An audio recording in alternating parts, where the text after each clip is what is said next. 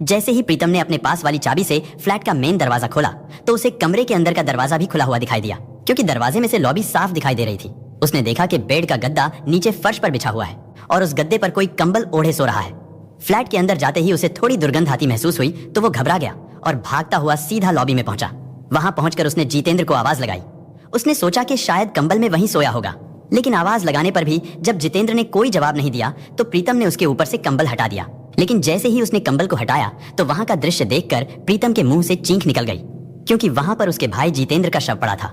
उसकी चीखों की आवाज सुनकर कई पड़ोसी भी वहां पर आ गए। इसके बाद प्रीतम ने फोन करके इस हत्या की सूचना तुरंत पुलिस को दी। कुछ देर बाद सूरजपुर पुलिस थाना प्रभारी अखिलेश प्रधान घटनास्थल पर पहुंच गए। पुलिस ने जितेंद्र की लाश के ऊपर से कंबल को हटाकर देखा तो नीचे पड़ा गद्दा खून से सना हुआ था और वो खून भी अब काला पड़ गया था और शव से आ रही दुर्गंध से लग रहा था कि जितेंद्र की हत्या कई दिन पहले ही कर दी गई थी। जितेंद्र मान की लाश औंधे मुंह पड़ी थी। उसकी कमर पर 3 गोलियों के निशान थे और एक गोली उसकी गर्दन पर भी लगी थी। कमरे की जांच की गई तो वहां पर शराब और सोडे की खाली बोतलें और 2 खाली गिलास के अलावा खाने के कुछ बर्तन भी पड़े मिले। ऐसा लग रहा था कि वहां 2 लोगों ने शराब पी थी और इसका मतलब ये था कि जितेंद्र की हत्या किसी जानकार ने ही की थी। लेकिन हत्यारा इतना चालाक था कि उसने वहां कोई भी सुराग या सबूत नहीं छोड़ा था। थाना प्रभारी मौका मुआयना कर ही रहे थे कि तभी एसपी और सीओ भी घटनास्थल पर पहुंच गए थे। एसपी ने पड़ोसियों से पूछताछ की तो उन्होंने बताया कि उन्हें गोलियां चलने की आवाज नहीं आई थी। इस बात से पुलिस भी हैरान थी कि 4 गोलियां चलाई गई और पड़ोसियों को एक भी गोली की आवाज सुनाई नहीं दी। फ्लैट का सारा सामान भी अपनी जगह पर रखा हुआ था, इसलिए लूटपाट की संभावना भी नजर नहीं आ रही थी। लेकिन जांच में पाया गया कि मृतक का मोबाइल फोन और पर्स गायब है और इसका मतलब ये था कि उन्हें हत्यारा अपने साथ ले गया था। इसके बाद प्रीतम ने जितेंद्र की हत्या की खबर उसके घर वालों को भी दे दी और जितेंद्र के घर वाले भी वहां पहुंच गए थे। पुलिस ने जांच करने के बाद जितेंद्र के शव को पोस्टमार्टम के लिए भेज दिया। इसके बाद प्रीतम की तहरीर पर पुलिस ने अज्ञात हत्यारे के खिलाफ हत्या का मामला दर्ज कर लिया। 13 जनवरी को पुलिस को पोस्टमार्टम रिपोर्ट भी मिल गई। रिपोर्ट से पता चला कि ये हत्या 10 जनवरी को दोपहर से लेकर शाम के बीच में की गई थी। इसके बाद 14 जनवरी 2018 को सुबह के समय थाना प्रभारी अखिलेश प्रधान एक बार फिर से एवीजे हाइट सोसाइटी पहुंचे। उन्होंने वहां गेट पर मौजूद चौकीदार से पूछताछ की और एंट्री रजिस्टर भी चेक किया, लेकिन फिर भी उन्हें कोई सुराग नहीं मिला। इसके बाद पुलिस ने सोसाइटी में लगे सीसीटीवी कैमरों को खंगालना शुरू किया। सीसीटीवी फुटेज से पता चला कि 10 जनवरी को दोपहर करीब 12 बजे जितेंद्र मान सीढ़ियों से अपने फ्लैट में आया था।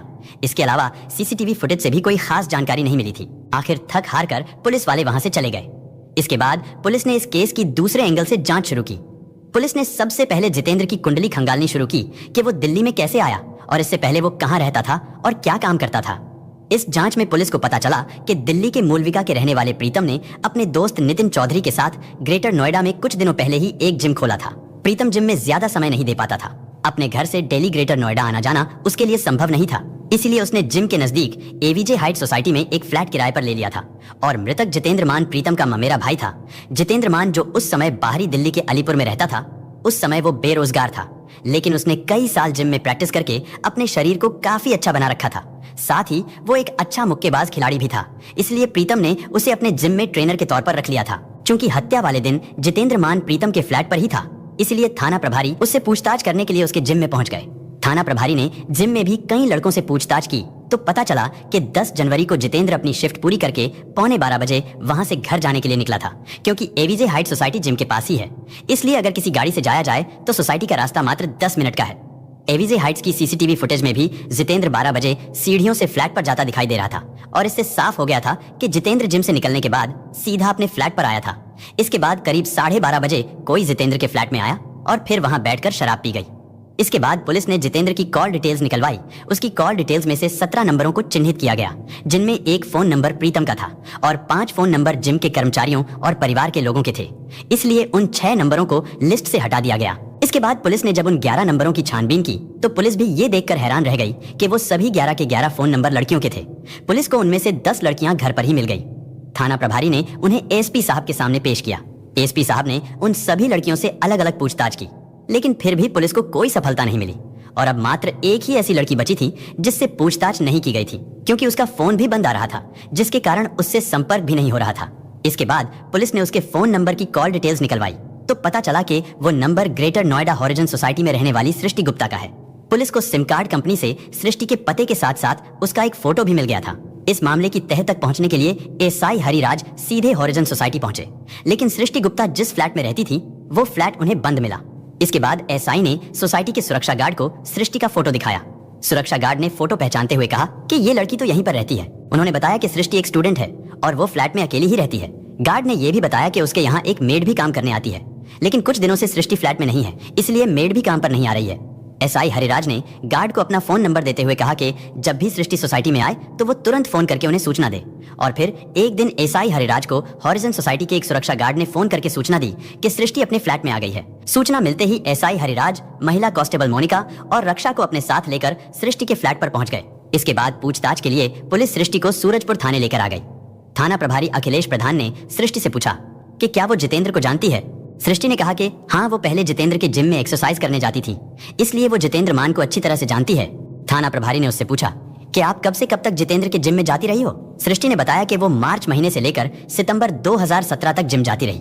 पुलिस वालों ने उससे पूछा कि क्या जिम छोड़ने के बाद आपकी जितेंद्र से कभी फोन पर कोई बात हुई है। सृष्टि ने बताया कि नहीं, जिम छोड़ने के बाद मेरी जितेंद्र से कभी कोई बात नहीं हुई। इसके बाद थाना प्रभारी ने उसके फोन नंबर की कॉल डिटेल्स उसके सामने रखते हुए कहा, आप झूठ बोल रही हैं, क्योंकि जितेंद्र से तो तुम्हारी हर रोज बात होती थी। थाना प्रभारी के इस सवाल का सृष्टि ने कोई जवाब नहीं दिया और उसने अपनी नजरें झुका ली। इसके बाद थाना प्रभारी ने उससे पूछा कि ये बताओ कि 10 जनवरी को दोपहर 12 बजे से लेकर शाम के 5 बजे तक तुम कहाँ थी। कुछ देर सोचने के बाद सृष्टि गुप्ता ने बताया कि 10 जनवरी की दोपहर को मैं अपना कैमरा ठीक कराने के लिए दुर्गापुरी चौक गई थी। फिर पूछा गया कि उसके बाद तुम कहाँ गई थी। सृष्टि ने कहा कि उसके बाद मैं डेली यूज का सामान लेने जीआईपी मॉल गई थी और वहां से लौटते हुए मुझे शाम हो गई थी। सृष्टि ने पुलिस से कहा कि आप चाहें तो इस बारे में मॉल में जाकर दुकानदार से भी इस बात की पुष्टि कर सकते हैं। इस पूछताछ के दौरान पुलिस ने सृष्टि से उसके घर और परिवार के बारे में भी जानकारी हासिल कर ली थी। उसने बताया कि वो उत्तर प्रदेश के जिला बुलंदशहर के खुर्जा की रहने वाली है और उसके पिता की खुर्जा में मोबाइल एक्सेसरीज की दुकान है। सृष्टि से पूछताछ के बाद थाना प्रभारी ने उसे कुछ जरूरी हिदायत देकर छोड़ दिया, लेकिन साथ ही उन्होंने कांस्टेबल राजेश को सृष्टि की निगरानी पर लगा दिया। इसके बाद आगे की जांच के लिए पुलिस की एक टीम खुर्जा में स्थित सृष्टि के पिता सुधीर गुप्ता के पास पहुंची। सुधीर गुप्ता ने पुलिस को बताया कि करीब 2 साल से सृष्टि और उनके बीच में कोई संबंध, कोई रिश्ता नहीं है और इसकी वजह बताते हुए वो थोड़ा नर्वस भी हो गए थे। उन्होंने बताया कि 2 साल पहले सृष्टि मेरठ यूनिवर्सिटी में बीबीए की पढ़ाई के दौरान किसी मुसलमान लड़के के प्यार में पड़ गई थी और वो वहां उसी के साथ रहने लगी थी। जब इस बात की भनक सृष्टि के पिता को लगी तो उन्होंने अपनी बेटी को बहुत समझाया और जब वो नहीं मानी तो उन्होंने उससे नाता तोड़ दिया और उसे घर से बेदखल कर दिया। इधर 17 जनवरी की शाम को कांस्टेबल राजेश ने थाना प्रभारी को सूचना दी कि एक इनोवा कार में सृष्टि अपना सामान रख रही है और वो शायद फ्लैट खाली करके भाग रही है। सूचना मिलते ही थाना प्रभारी अखिलेश प्रधान तुरंत पुलिस टीम के साथ सोसाइटी पहुंच गए और फिर से पुलिस सृष्टि को अरेस्ट करके थाने में ले आई। इस बार पुलिस ने उससे कड़ाई से पूछताछ की तो सृष्टि ने अपना जुर्म स्वीकार करते हुए बताया कि उसने ही जितेंद्र मान की गोली मारकर हत्या की थी, लेकिन इस हत्या के पीछे की उसने जो कहानी सुनाई वो बेबसी, ब्लैकमेलिंग और प्रेम संबंधों की एक खौफनाक कहानी है। दरअसल 24 वर्षीय सृष्टि गुप्ता जब मेरठ में बीबीए की पढ़ाई कर रही थी तभी उसने अपना खर्च चलाने के लिए नोएडा में स्थित एक कंपनी में जॉब करनी शुरू कर दी। वो फ्लैट बेचने के लिए टेलीकॉलिंग करती थी और इसी काम के उसे हर महीने 25,000 रुपए मिलते थे। एक दिन वो अपनी इसी रूटीन में इमरान कुरैशी नाम के एक व्यक्ति को फ्लैट बेचने के लिए फोन पर बात कर रही थी कि तभी इमरान बातों ही बातों में सृष्टि से उसकी पर्सनल लाइफ के बारे में पूछने लगा और जब सृष्टि ने उसे ये बताया कि वो खुर्जा की रहने वाली है तो इमरान ने उससे कहा कि मैं भी खुर्जा का ही रहने वाला हूँ। सृष्टि को जब ये पता चला कि इमरान भी खुर्जा का रहने वाला है तो वो बड़ी खुश हुई। उस दिन दोनों के बीच काफी देर तक बातें होती रही। इसके बाद तो उन दोनों की अक्सर फोन पर बातें होने लगी और फिर धीरे धीरे उन दोनों में प्यार हो गया। इसके बाद वो दोनों एक दूसरे से मिलने लगे थे। हालांकि इमरान ना तो हैंडसम था और ना ही ज्यादा पढ़ा लिखा था, लेकिन वो गले में सोने की मोटी चेन, उंगली में हीरे की अंगूठियां पहनता था। इमरान शादीशुदा था। इतना ही नहीं, उसके 4 बच्चे भी थे। इमरान ने यूनिटेक हॉरिजन सोसाइटी में सृष्टि को एक फ्लैट भी खरीद कर दे दिया था। इसके बाद सृष्टि किराए के मकान से उस फ्लैट में आ गई थी जो उसे उसके प्रेमी इमरान ने खरीद कर दिया था।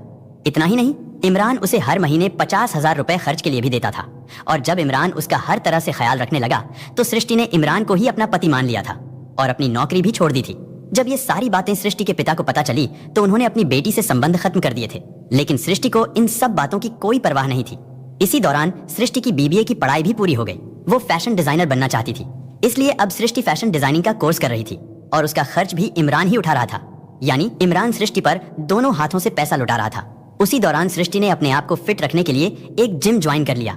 वो जिम प्रीतम का था, जहां पर जितेंद्र मान ट्रेनर था। जितेंद्र बाहरी दिल्ली के अलीपुर गांव के रहने वाले सत्य प्रकाश मान का बेटा था। जितेंद्र बहन भाइयों में सबसे छोटा था। जितेंद्र जब 2 साल का था तभी उसकी मां की मृत्यु हो गई थी और जब वो 10 साल का हुआ तो उसके पिता का भी देहांत हो गया था। जितेंद्र मान की एक बुआ मूलविका में रहती थी। भाई की मौत के बाद जितेंद्र की बुआ जितेंद्र को अपने साथ ले आई थी और फिर उन्होंने ही उसकी परवरिश की। जितेंद्र मान की बुआ का बेटा प्रीतम जितेंद्र से 3 साल बड़ा था। जितेंद्र ने आगे की पढ़ाई अपने फुफेरे भाई प्रीतम के साथ ही की थी। उन दोनों ने दया सिंह कॉलेज से ग्रेजुएशन किया था। प्रीतम और जितेंद्र को कुश्ती और बॉक्सिंग का शौक था। किशोर अवस्था में पहुंचते ही दोनों का रुझान मुक्केबाजी की ओर हो गया। बाद में जितेंद्र मान और प्रीतम ने हरियाणा स्टेट बॉक्सिंग में अपना पंजीकरण करा लिया। हरियाणा की ओर से खेलते हुए जितेंद्र ने देश विदेश की कई प्रतियोगिताओं में स्वर्ण पदक जीते। जितेंद्र मान की उपलब्धियों का ही नतीजा था कि उसे फौज में नौकरी मिल गई थी। जितेंद्र ने सेना के लिए भी कई बार मेडल जीते थे। कई साल सेना में बिताने के बाद इस घटना से 2 साल पहले जितेंद्र जिम ट्रेनर बन गया था। इसके बाद वो अपनी बुआ के लड़के प्रीतम के जिम में ट्रेनर के रूप में काम करने लगा था। फिर मार्च 2017 में सृष्टि ने प्रीतम का जिम ज्वाइन कर लिया। खूबसूरत होने के साथ साथ जितेंद्र मान का व्यक्तित्व भी आकर्षक था। जिम में वर्कआउट करने के दौरान जितेंद्र और सृष्टि की दोस्ती हो गई और फिर उनकी दोस्ती इतनी आगे बढ़ गई कि वो दोनों जिम के बाहर भी मिलने लगे थे। सृष्टि से मिलने के लिए जितेंद्र उसके फ्लैट पर भी पहुंचने लगा था। उसी दौरान जितेंद्र मान और सृष्टि के बीच शारीरिक संबंध बन गए।